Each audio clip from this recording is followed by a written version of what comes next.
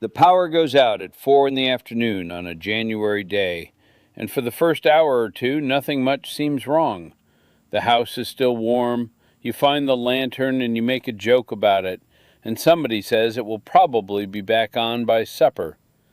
Then supper passes, and it is not back on. And around 9 o'clock you start to notice the floor. By 11 you can see your breath in the hallway when you go past the window, and by 2 o'clock in the morning the house has gone properly cold, and every one of you is lying awake in a bed that will not warm up, listening to the wind and doing arithmetic about how long this can go on. That is when people do foolish things. That is the hour when a man brings a charcoal grill into his kitchen, or lights a camp stove in a closed bedroom, and every winter some of them do not wake up from it. I am Elias Yoder. I farm here in Lancaster County, Pennsylvania. My house has never been tied into the public power company, so a night like that is simply a night to us, and I want to give you 7 things we do that cost nothing at all. But I have to say the hard part first, and I will not soften it. Never burn anything indoors that was not built and vented to be burned indoors. Not charcoal, not a camp stove, not a grill, not a propane heater meant for a garage, not an oven left open with the gas on, and not a burner somebody improvised out of a can.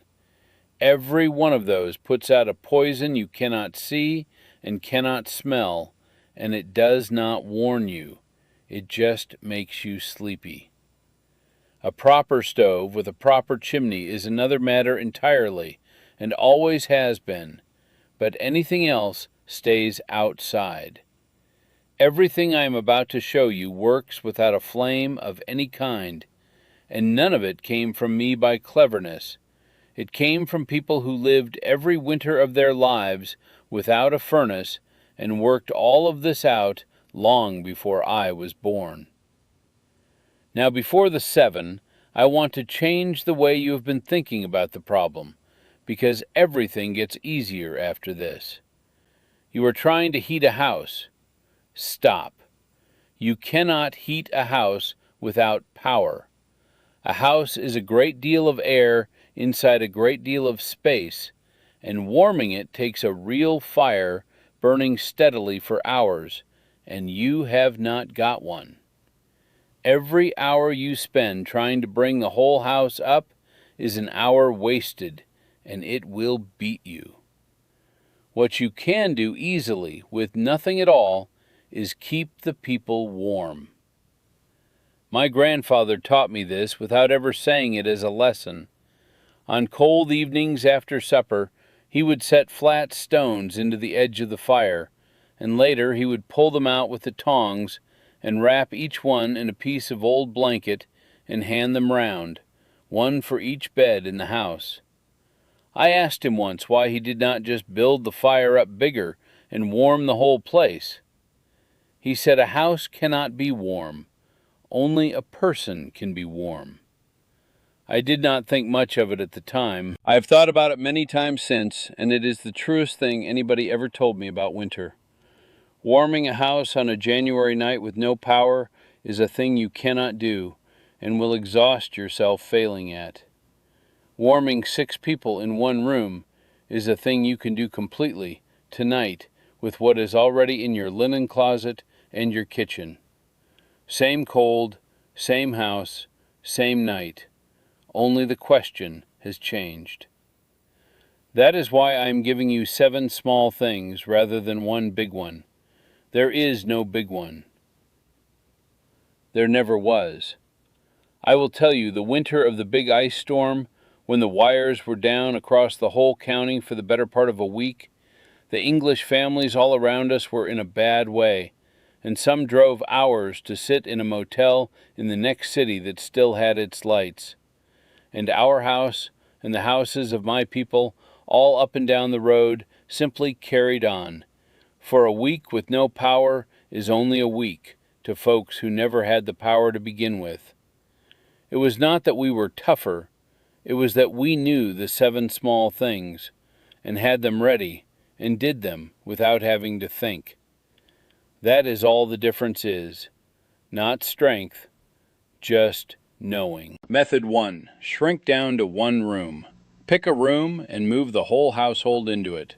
Not the biggest room, a small one, with as few outside walls and windows as you have.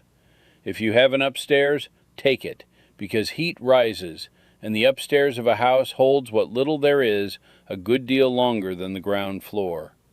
Then close every door in the house that you do not need open, and I mean every one.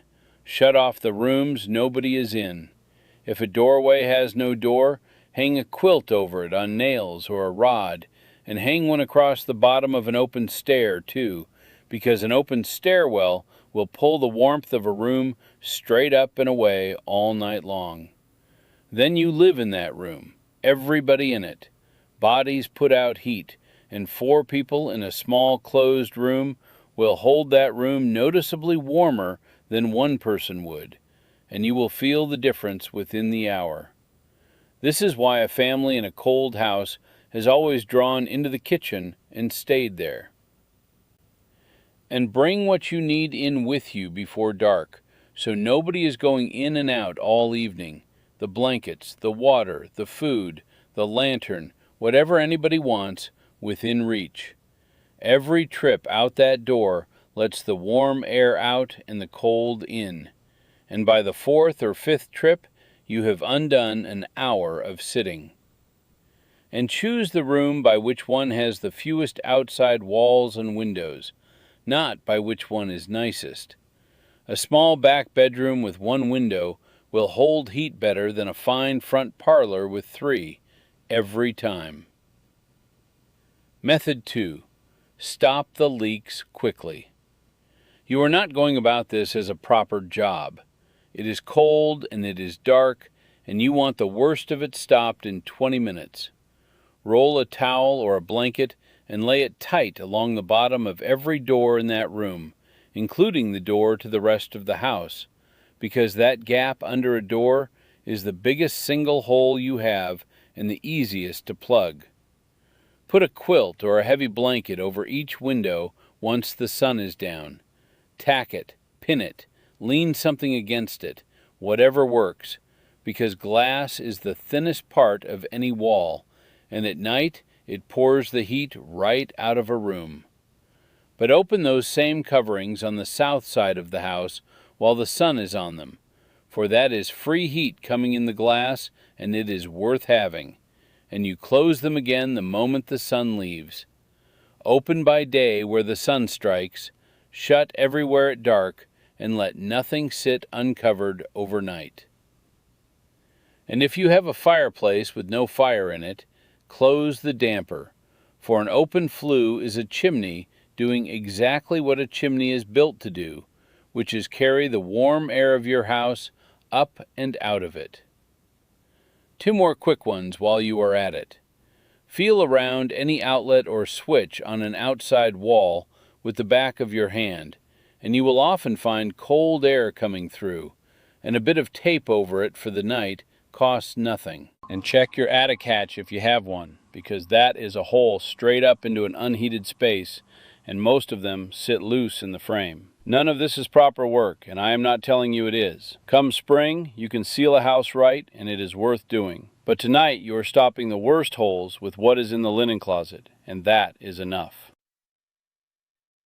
Method 3, and this is the best one there is. Put your heat into something dense. Warm air will not stay anywhere. Warm stone will. If you have any way at all to heat something safely, a wood stove already installed and vented, a fire outdoors, a gas ring if your gas still runs, then heat water and heat stone. Flat stones or ordinary bricks warmed near a fire, wrapped in cloth so they cannot scorch anything, will give heat back steadily for hours. Soapstone is best of all if you have any, and it was prized for exactly this. A jug or a bottle filled with hot water and capped tight and wrapped in a towel will do nearly as well, and every house has something that holds water. And the rule with all of them is the same.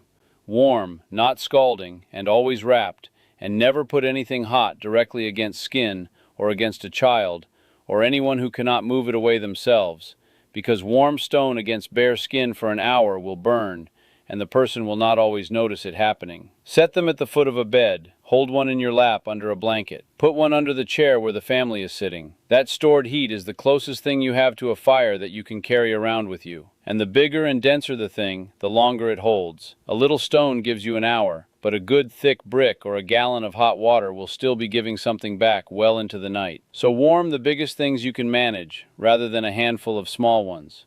And do it in the afternoon, while you still have some light to work by, not at 10 o'clock when everyone is already cold and stumbling about with a lantern. Heat stored early is heat you have all evening. That was the whole rhythm of an old winter house, and it is why the work of keeping warm was done before dark rather than after it. Method 4. Warm the bed before anybody gets into it. Here is why the night feels so bad. You climb into a cold bed, and your own body has to warm up all that cold cloth and all that cold mattress with nothing but itself, and it takes a long while, and you lie there shivering the whole time and cannot sleep.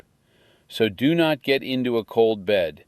Put your warmed stone or your jug of hot water down in the bed an hour beforehand, down at the foot under the covers, and let it work while you are still up. When you get in, the bed meets you halfway. That is the whole idea behind the old warming pan, which was a covered brass pan of coals on a long handle that the woman of the house would run between the sheets before bedtime. Same purpose exactly. Ours is a stone in a blanket, and it works just as well. Take the jug out or push it to the side once you are settled, and give the bed a quick shake to spread the warmth around before you lie down, and sleep close if you can. 2 in a bed is warmer than 2 in 2 beds, and it is not a small difference, it is a large one. Children have shared beds through cold winters for as long as there have been cold winters, and there was nothing hard about it. And on the very worst nights, put everybody in the one room, on the floor together, with good bedding underneath, and think of it as camping in your own house, rather than as something gone wrong. Method 5. Insulate under yourself, not only over yourself. This one people always get wrong, and it costs them the whole night. You pile the blankets on top, and you are still cold, and you cannot understand it. The reason is underneath you. A mattress on a cold night, especially on a bed with open air below it, or down on a cold floor, is pulling the heat straight down out of you the entire time, and your own weight presses the padding flat, so it stops insulating at all right where you are lying. So you put your layers under you, a folded blanket under the sheet, a quilt underneath rather than on top, and if you are down on the floor, get a rug, a cushion, cardboard, a pile of coats, anything at all between you and that floor, and do it before you add another blanket over the top. The plain rule is 1 under for every 2 over. Do that and you will notice it immediately, and the same goes for a chair. Sitting all evening in a wooden chair or on a couch backed against a cold outside wall drains you steadily from behind and beneath.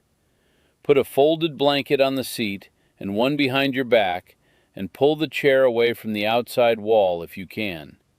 Small thing, and you will sit comfortably for hours instead of getting up every 20 minutes wondering why you cannot settle. Method 6.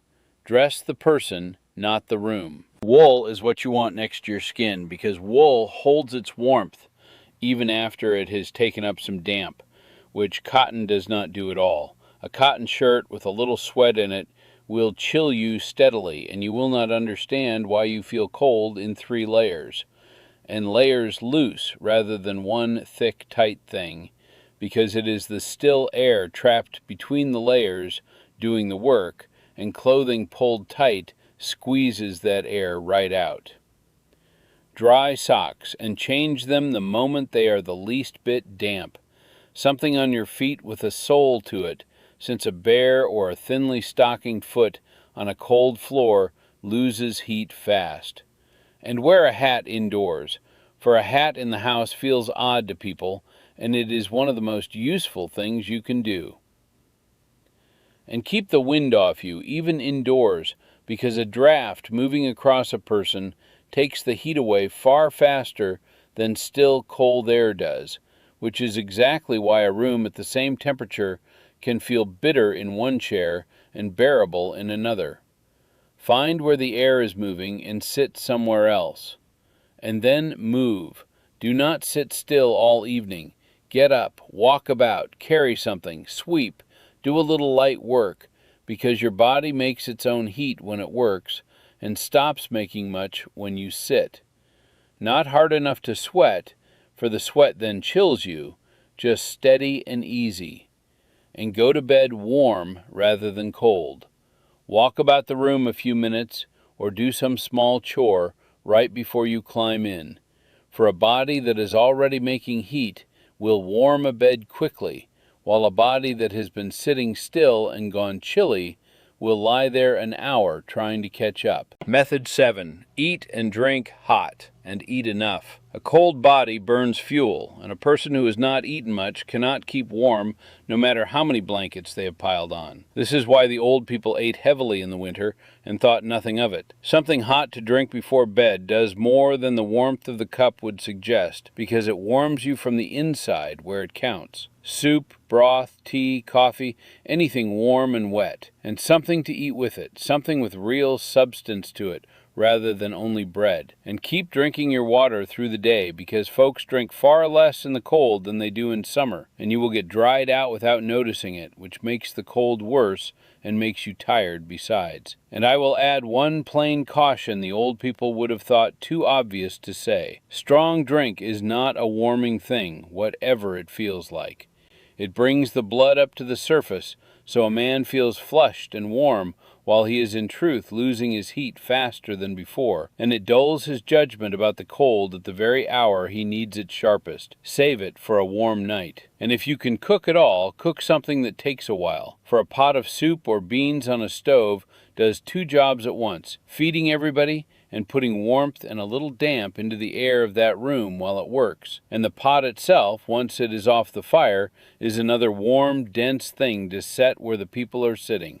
Now, a few things to keep watch over while all of this is going on. Your water pipes. Open the cupboard doors under the sink so what warmth there is can reach the pipes behind them, and let a faucet run in a thin trickle on the coldest run, for moving water is far slower to freeze than still. Your stock, if you keep any. They need water more than they need anything else, and their trough is where the trouble starts, and they want more feed in the hard cold than they do the rest of the year, because an animal makes its own heat the same way a man does, and cannot do it on an empty belly. And deep, dry bedding in a place out of the wind is worth more to them than anything else you can give. And watch the people, the elderly, the very young, and anybody sitting alone in a room. Cold does not announce itself. Somebody shivering hard or gone quiet and confused or clumsy with their hands is somebody in real trouble.